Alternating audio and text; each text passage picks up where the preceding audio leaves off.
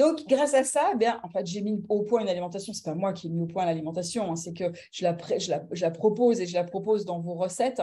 Ce que moi, j'appelle la santé gourmande, qui permet justement de repousser les maladies, de redonner de l'énergie, de ralentir la vieillesse. Tout ça, pourquoi? Uniquement parce qu'en fait, on donne ce qu'il faut au corps, ce qui lui permet de s'auto-guérir, de se nettoyer et de se régénérer. Et c'est justement la solution qui va éviter de manger des salades toutes tristes tous les jours, d'avoir une alimentation gourmande, permettre d'avoir une alimentation gourmande. Parfois, vous allez voir, on va découvrir des saveurs qui sont dignes d'un resto gastronomique. Ça évite aussi de passer des heures devant les fourneaux, parce que quand on cuisine cru, bien souvent, alors il y a des fois, il faut un peu de préparation, c'est vrai, mais la majorité du temps, on met tous les ingrédients dans le robot mixeur, on mixe tout et c'est tout prêt. Alors, c'est tout prêt, ça dépend ce qu'on fait. Mais il y a des recettes que je vais vous donner là ce soir. Vous aurez juste à tout mettre dans le robot, à mixer et votre recette, elle sera prête. Alors, après, il peut y avoir à éplucher des légumes et faire d'autres choses à côté, mais ça gagne vraiment énormément de temps puisqu'il n'y a pas de cuisson. Et s'assurer de manger, ça permet de s'assurer de manger sain au quotidien en évitant les faux pas. Laisser la peau, non. Laissez pas, alors ça dépend. Laisser la peau si vous n'achetez pas bio, non, surtout pas. Parce que, en fait, il y a le concentré des pesticides, des engrais, de toutes les merdes que l'agroalimentaire met dans les cultures intensives de fruits et de légumes aussi, qui se retrouvent concentrés dans la peau. Donc là, vous enlevez la peau. Si c'est bio, vous pouvez garder la peau. Vous n'avez qu'à brosser votre fruit ou votre légume et normalement, c'est nickel, ça le fait. Donc, c'est ça qu'en fait, dont on parlait, ça parlait dans la vidéo, ça parlait d'une formation moi, que j'ai créée il y a maintenant 6 ou 7 ans que j'ai remis avec toute mon expérience maintenant et dans lesquelles je partage toute l'alimentation, toutes les recettes, les ingrédients, les aliments à fuir qui sont un accompagnement qui s'appelle Gardien de ta santé et moins de 3 mois pour devenir ton meilleur thérapeute. Mais j'en reparlerai plus tard dans le challenge, ce n'est pas encore le propos.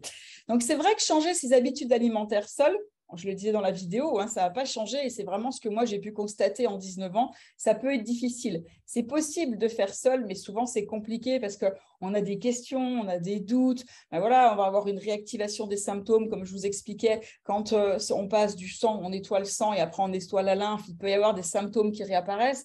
Et souvent, on se demande, l'entourage, s'il n'est pas conscient comme vous, s'il n'a pas eu les mêmes infos, s'il n'a pas fait le challenge comme vous faites le challenge, il n'aura pas cette info, cette connaissance et cette certitude que vous allez obtenir.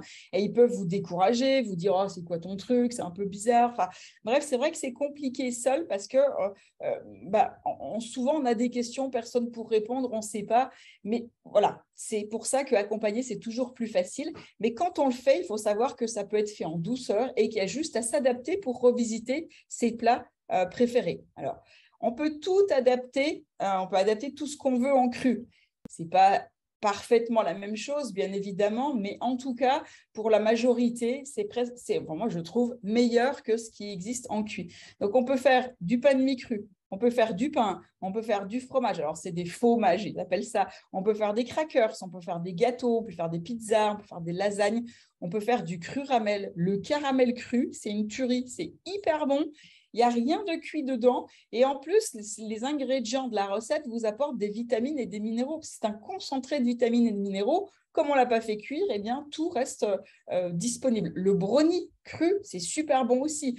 La tarte au citron, c'est une tuerie. Elle est meilleure que la tarte au citron, cuite. Moi, je la préfère. Et en plus, Renette et Jean-Pierre, si vous êtes là ce soir, ils peuvent témoigner. Eux l'avaient fait dans les Antilles, donc avec le citron vert. Et apparemment, c'est encore meilleur que le citron vert. Je n'ai pas encore essayé. Je pense à vous à chaque fois en me disant il faut que je fasse la tarte au citron vert cru.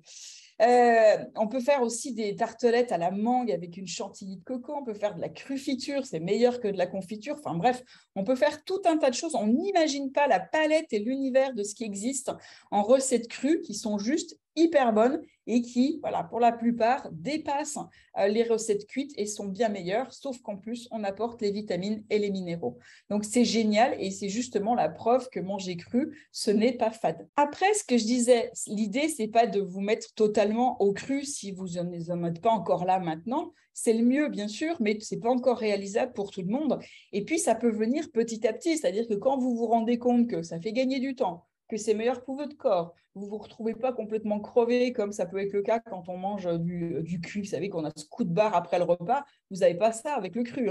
vous n'avez jamais de coup de barre après le repas avec du cru. Au contraire, vous avez une vitalité qui dure longtemps et qui fait plaisir à voir en général. Et c'est un des effets secondaires bénéfiques le plus rapide qu'avaient mes clientes quand je faisais des consultations, c'était justement de retrouver cette vitalité, parce que je leur demandais de mettre du cru à chaque repas.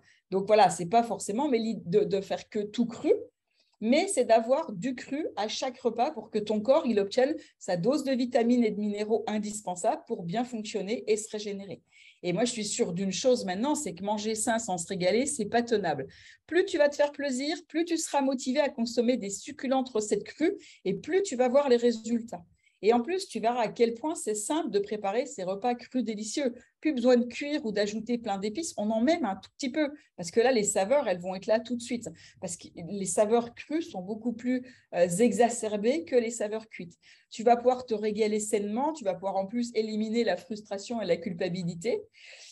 Tu vas gagner un temps incroyable avec pas de cuisson et tous les ingrédients ensemble, et hop, ça va être prêt.